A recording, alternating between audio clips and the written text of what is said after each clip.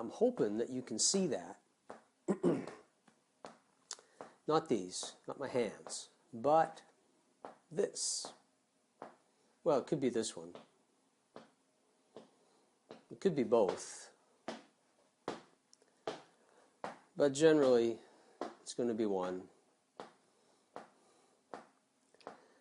And I'm going to suggest, like I normally do to everybody that takes lessons from me, that while you play, you get into the habit of keeping that going. That contributes to your strumming skills just as much as anything else that we've been talking about. So, need an explanation? Okay, let me give you one.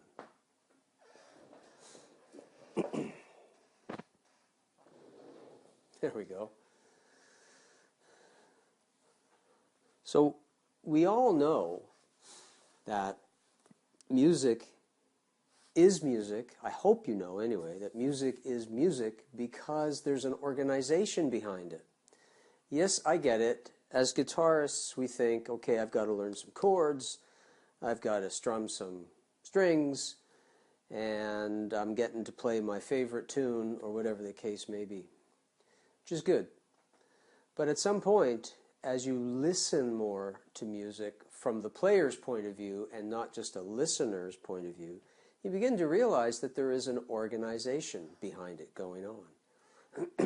And one of the most basic, important principles of organization around music is the whole notion, of a pulse. What a lot of people refer to as the beat, I call it a pulse. So it could be this.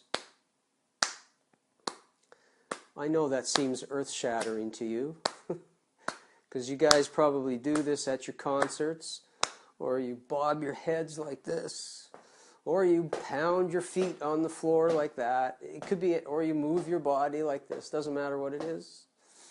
It's a pulse. It's a perception in the music that there's this repeating pulse. Now here's the big part, or the big bit of information you need to know about this. What you strum and how you do it, forget the chords. I'm not interested in the chords. We don't even need them. How you strum is completely a reflection of what's going on here. In other words, what's going on in your body. In your body, you need to feel a musical pulse that drives the music forward. It's like the tick of a clock. It can speed up if it's a faster song. It can really slow down.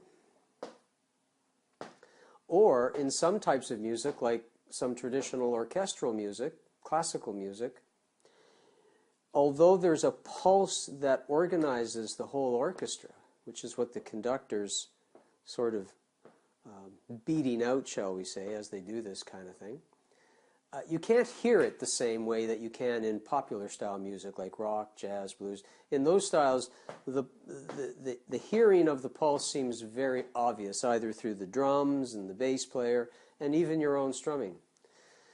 This principle alone, this whole notion that as a player and a guitarist, you need to get involved in hearing the pulse is critical. When you hear it, and you do naturally. I'm not saying you have to go to school to learn to do this. You do it naturally. What you need to do now is reflect it. You can't see my foot, but you see my lap is moving here. You need to reflect it in this. And then the hard part starts for most people. You need to be able to keep this going while you're doing this. Now let me bring my guitar in to the mix here and get my pick.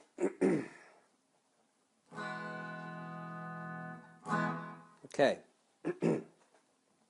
So if you recall in the last video that I said, you know, I'm going to present to you now the, in my opinion, what is the most important concept in you being able to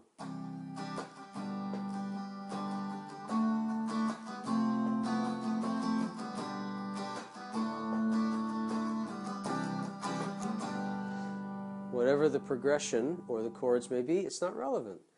What's relevant is this. Remember we talked about keeping the machine moving. I'm going to get my strap out of the way here. Keeping the machine moving. I'm going to get rid of my echo again. I keep playing with it. Here we go.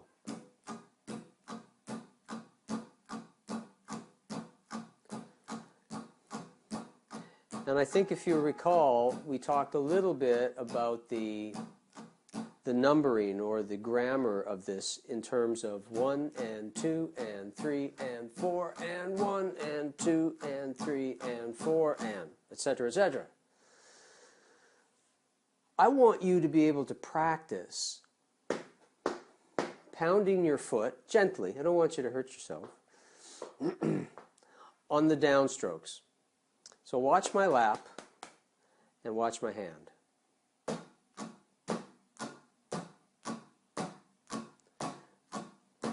Now I'm going to take my hand away so you can hear the foot.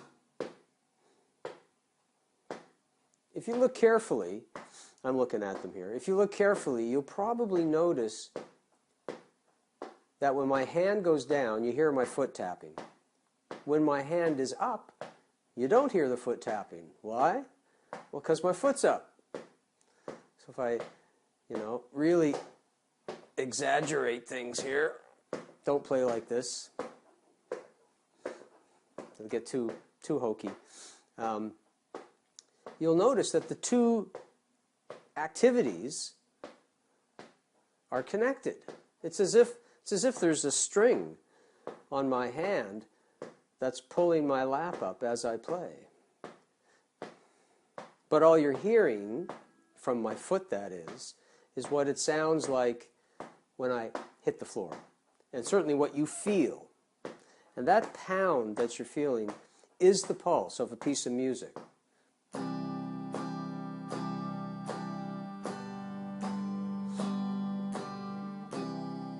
You get that idea. I think that's pretty straightforward. But it is a difficult combination for a lot of people to get comfortable with, to have this hand doing some behavior and have that foot, not usually this one because that'll move the guitar on you all the time, have that foot kind of give you an internal awareness of that basic pulse to the song.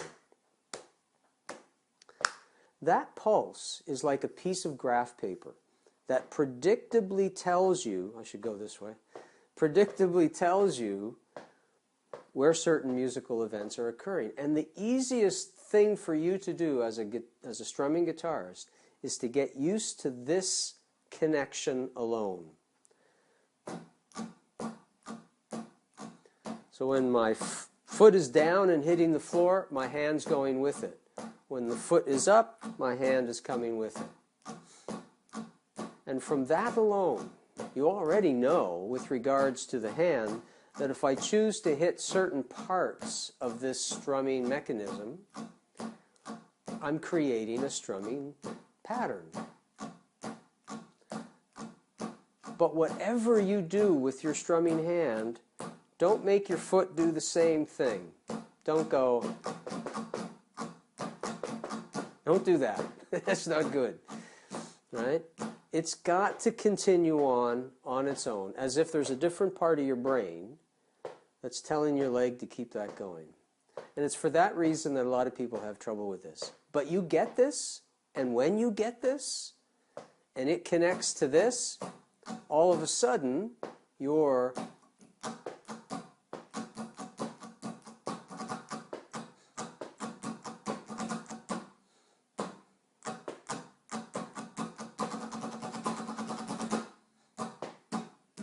I lost it there.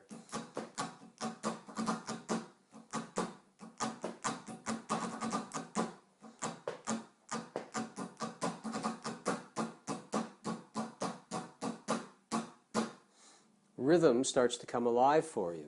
Strumming starts to make a lot of sense.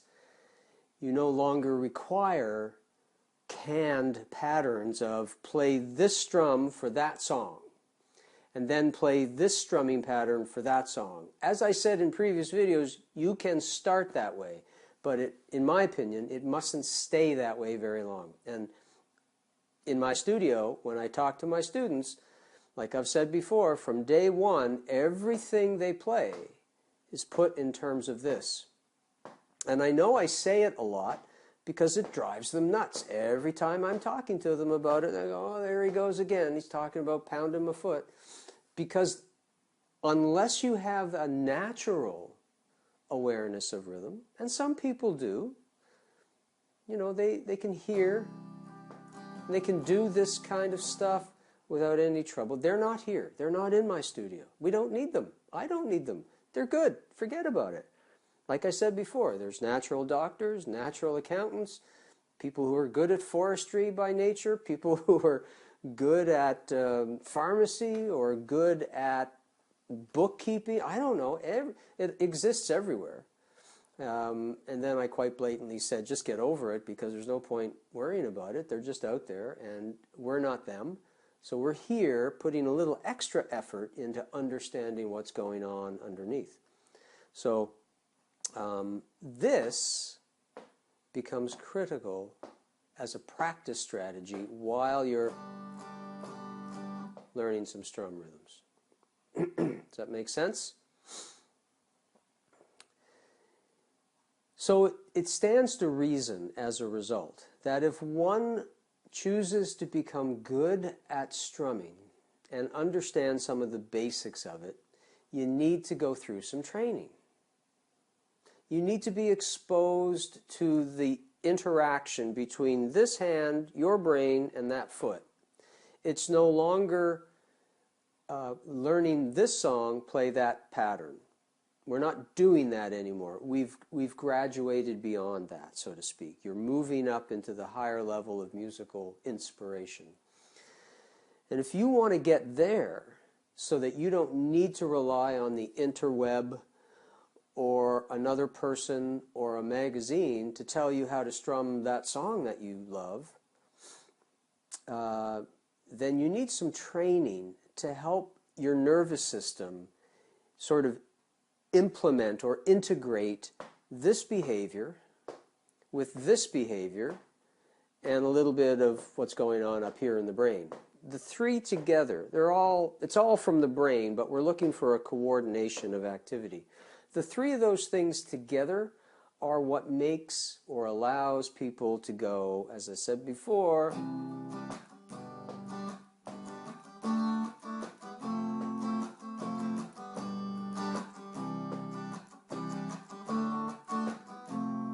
or something funky like this may be going on. Sorry?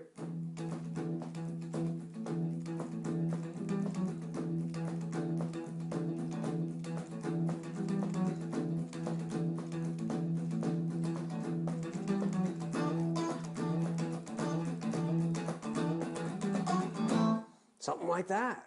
Or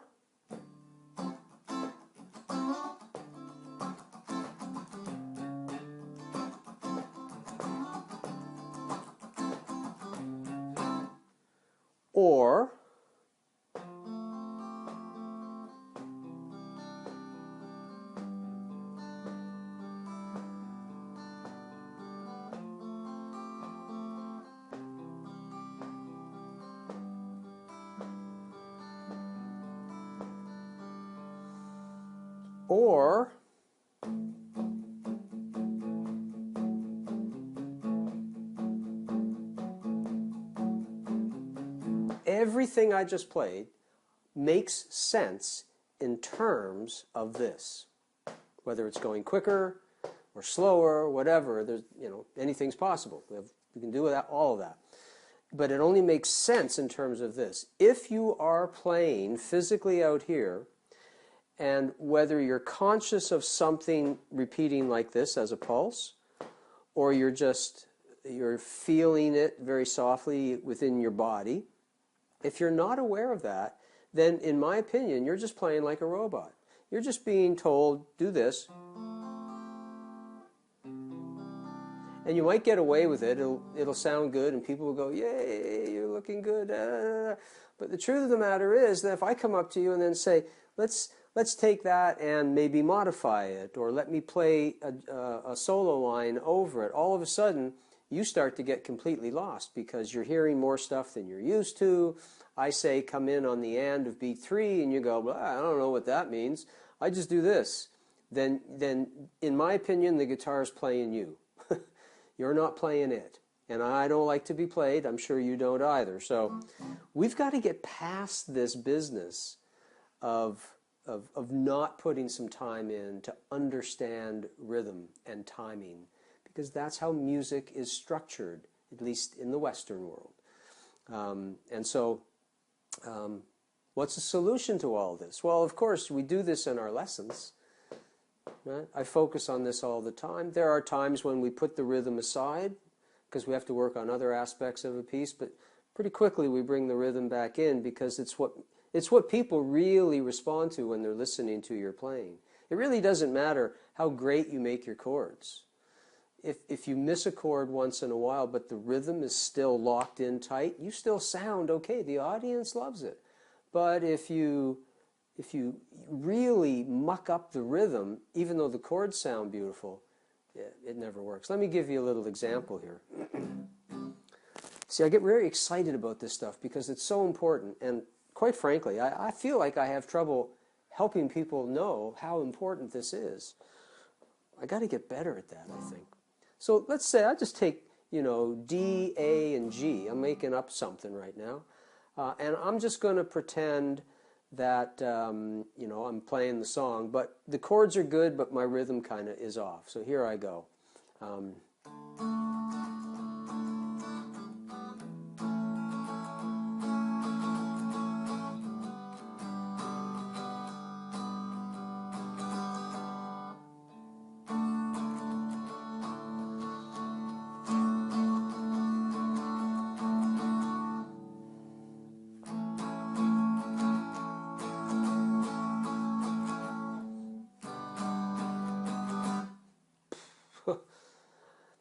I'd much rather hear this.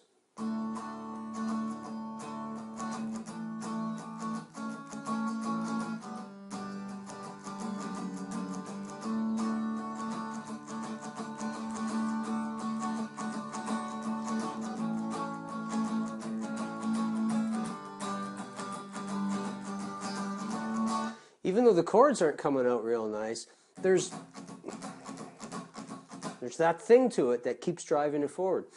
And generally speaking, the audience will accept it, and they'll say, I see he plays okay. He's got to clean up his chords a bit, but the vibe is there, the rhythm is there. That is what rules. So how do you get better at it? It's very simple. You got to get some training. So that's where this video comes to a bit of a close, to invite you to a special workshop that Dempster Guitar Studio puts on quite frequently, which is, at least in the past, been known as the Beach Bum Strumming Workshop. I'll probably keep that title. Nobody's been offended by it yet or anything like that. And if you're interested, then just drop me an email, and I'll leave the address down at the bottom of this video somewhere. Wherever I post it, it will be there for you. And you can contact me, and then we can set it up, and I'll give you the dates, and we'll be ready to rock and roll. But essentially, that workshop is about 3 hours. Don't worry, you get some food, you get a break. Maybe we'll do some exercise, to start to introduce you to the whole notion of connecting these two events. And we really spend a lot of time connecting these two events. It is, don't fool yourself. This is not a workshop where you're having fun playing songs. Not yet. It will lead to that. This is a workshop like going to a boot camp. This is all about, if you really finally want to get past this terrible feeling that even though you feel your chords are okay, you just don't quite get it. You don't understand what's happening here with regards to this, the stomping foot, or any of that, or how it all comes together. If you're that person, then I would suggest that you come into the workshop. And, it's 3 hours. It's no big deal. It's not going to change your life right away in the sense that, it's going to disrupt your life. it's going to only add to what you're already doing.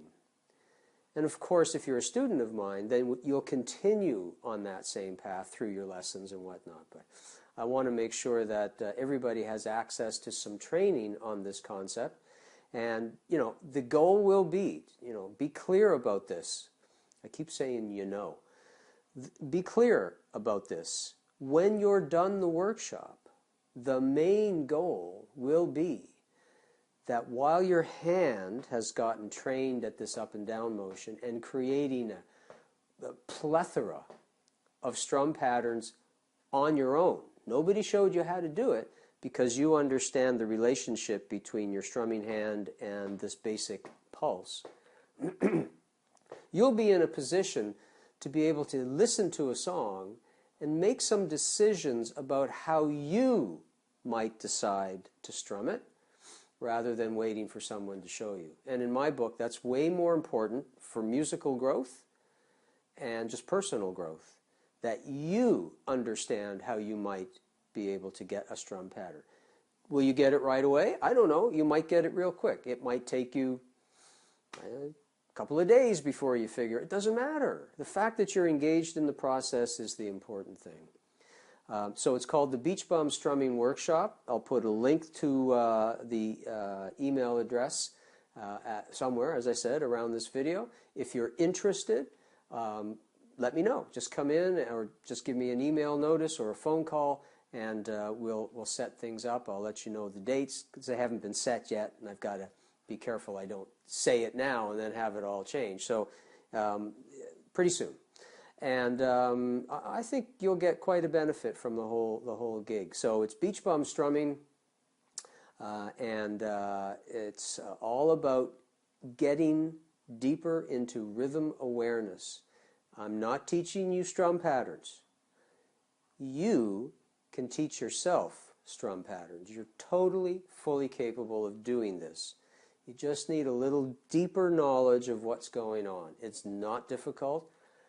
Be ready, however, we will be doing lots of repetitions. It's just like going to the gym. And when you're done, your brain will be going boom, boom, boom. But the day after you're done, you'll be going, holy crap, did I ever learn a lot. Beach Bum Strumming coming soon. Hope to see you there. Thanks so much for listening to this 3-part mini-series on how strumming works.